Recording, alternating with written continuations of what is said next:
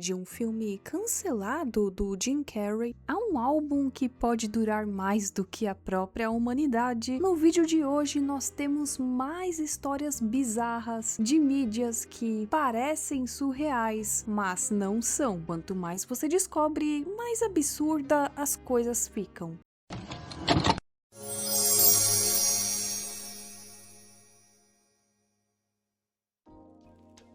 O Incrível Sr. Limpet é um filme americano de comédia que mistura animação com atores reais que foi lançado em 1964, produzido pela Warner Bros. Pictures, e também baseado em um romance de 42 escrito por Theodore Pratt. E a história é bem doida, porque nós temos o Henry Limpet, que é um homem que se transforma em um peixe falante que ajuda a Marinha dos Estados Unidos a localizar e destruir submarinos bigodistas. Já começa por aqui, mas deixa eu explicar um pouco melhor essa história pra vocês. Ele se passa em setembro de 41, pouco antes do ataque a Pearl Harbor, onde nós temos o Sr. Limpet, que é um tímido contador apaixonado pela vida marinha e peixes, que tem o grande sonho de ser um deles. Ele tem um amigo, George, que é mecânico na Marinha dos Estados Unidos, e ele tem a sua esposa, Bessie, que é bem patriota. Tanto é que o Limpet até tenta se alistar pro exército, mas ele é rejeitado por conta de seus problemas de visão. Um dia, os três visitam um lugar chamado Coney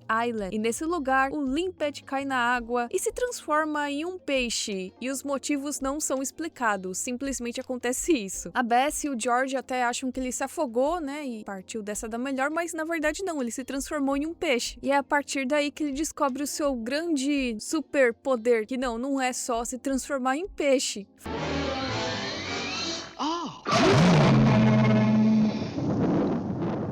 Faz amizade com o caranguejo e também se apaixona por uma peixe fêmea. É engraçado que o cara é casado, se transforma em peixe e simplesmente vida que segue. Ele consegue entrar em contato com o George e por conta de seu grande superpoder, ele é comissionado pela Marinha. Sim, um peixe. O mais doido é que ele tem direito a uma patente superior e um salário que ia todo pra Bessie, né? Até porque o que ele vai fazer com o salário?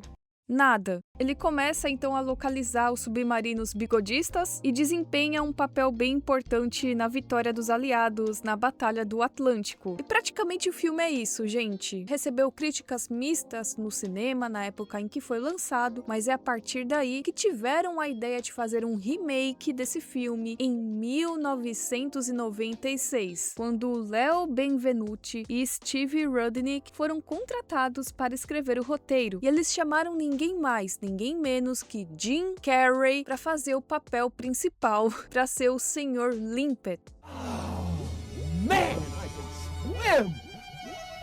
I mean, I could always swim, but now I can swim. Shark. El Grande Blanco.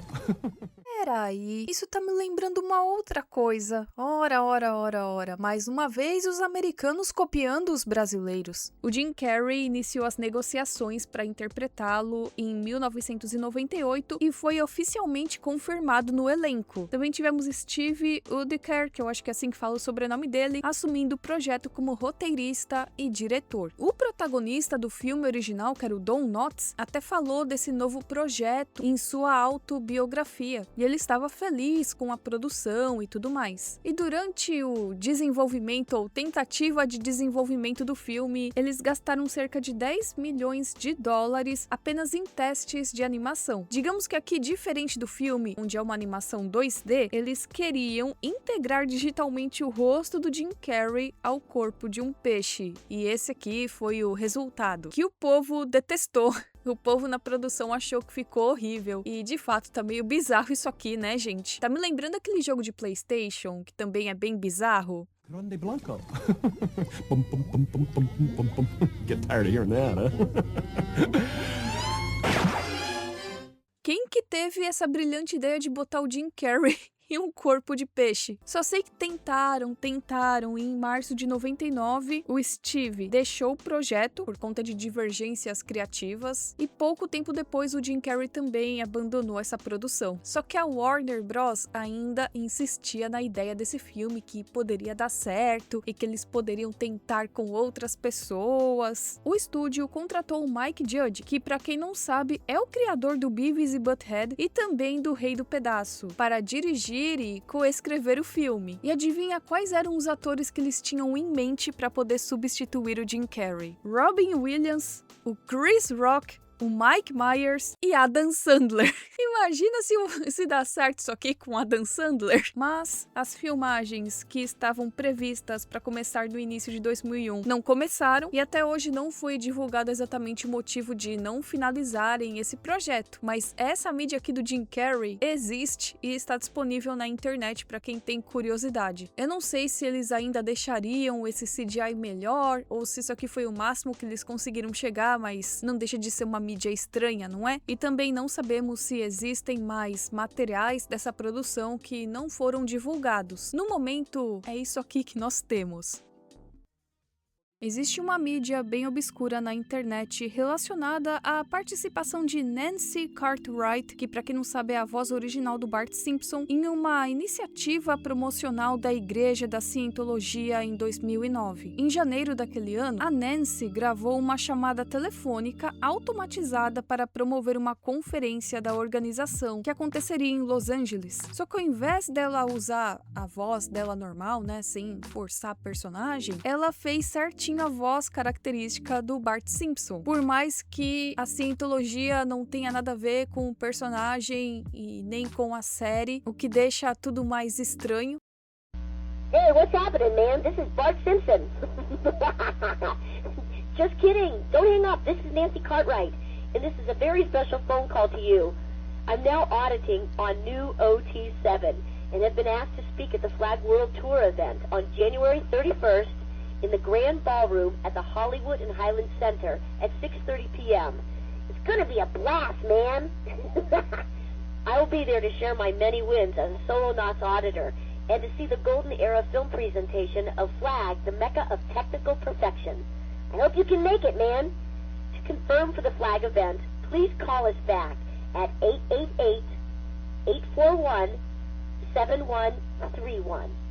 That's 888-841-7131. See you there, man!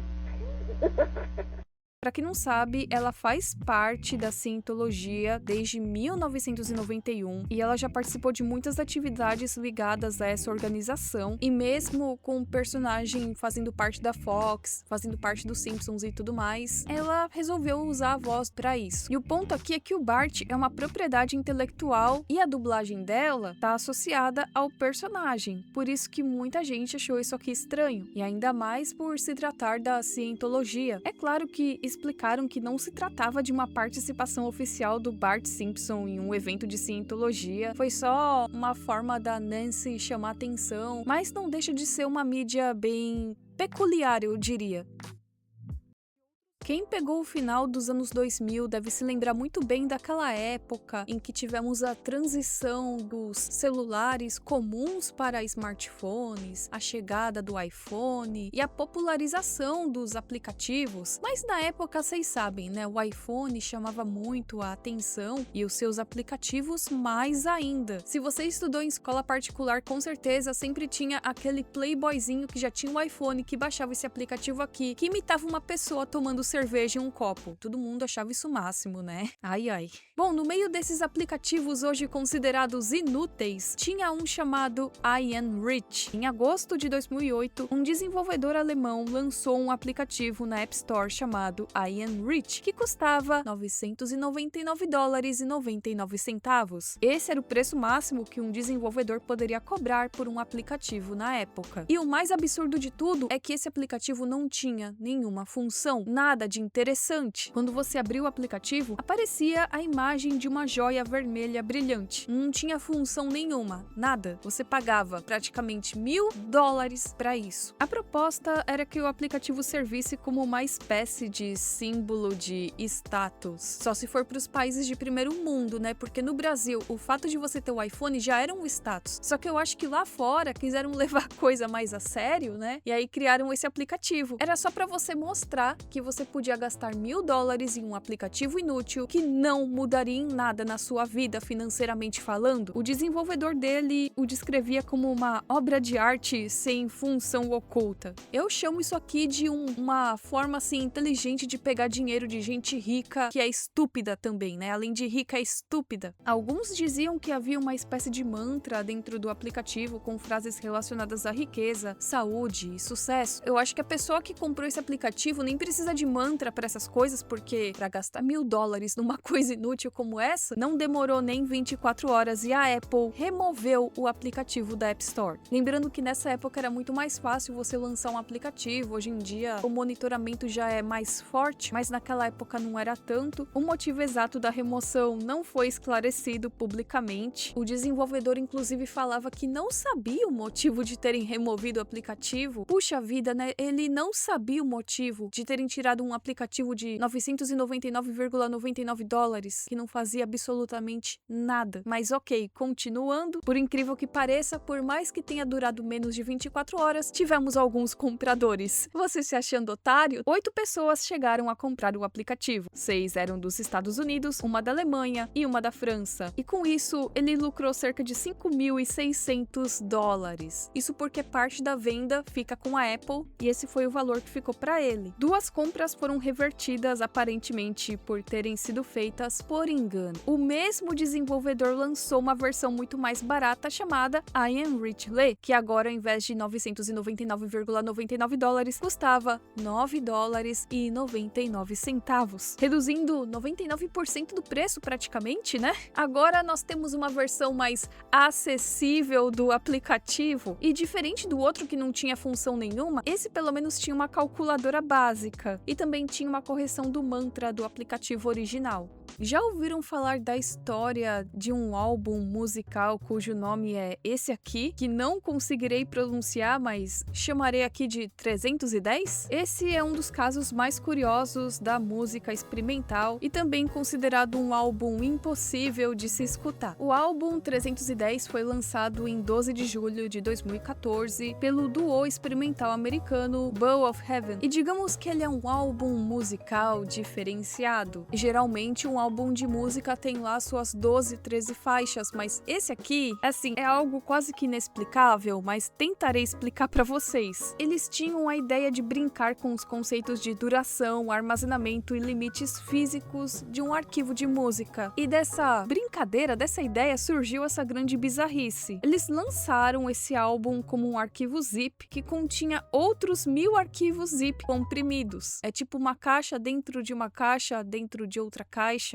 e por aí vai. E esses arquivos representam diferentes componentes da obra. Quando você vai ver a duração dos arquivos, você percebe que é impossível de você conseguir escutar isso aqui, nem que você fique sua vida inteira tentando escutar essas músicas, porque assim, é uma duração tão longa, chega a ser impossível. O mundo acaba antes dessas músicas. E eu acho que isso também faz parte da experiência desse projeto. Os nomes dos arquivos também são bem indecifráveis, porque eles contam com fórmulas matemáticas, símbolos e sequências que não dá pra saber exatamente o que eles quiseram escrever aqui. Acho que só digitaram aleatoriamente tudo isso e acabou.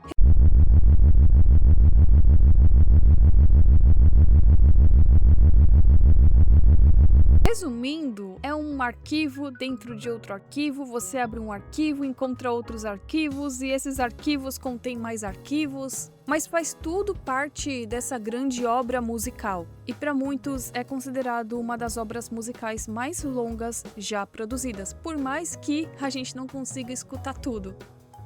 Esse vídeo vai se encerrando por aqui, eu espero que vocês tenham gostado. Não se esqueçam que eu já tenho mais vídeos falando de outras mídias, nesse estilo bem surreal e obscuro. Eu vou deixar aqui para vocês os links. Muito obrigada a todos os membros do canal, novos membros do canal, vocês me ajudam bastante. Se você quiser participar, se você gosta dos vídeos e gostaria de apoiar mais esse projeto, apenas R$4 e você já está me ajudando muito. Os vídeos saem mais adiantados para os membros, mas caso você ainda não possa se tornar um membro do canal, não se preocupe, o fato de você estar lá compartilhando, assistindo, dando hype, comentando, já me ajuda bastante também. Nós nos vemos na próxima e tchau, tchau!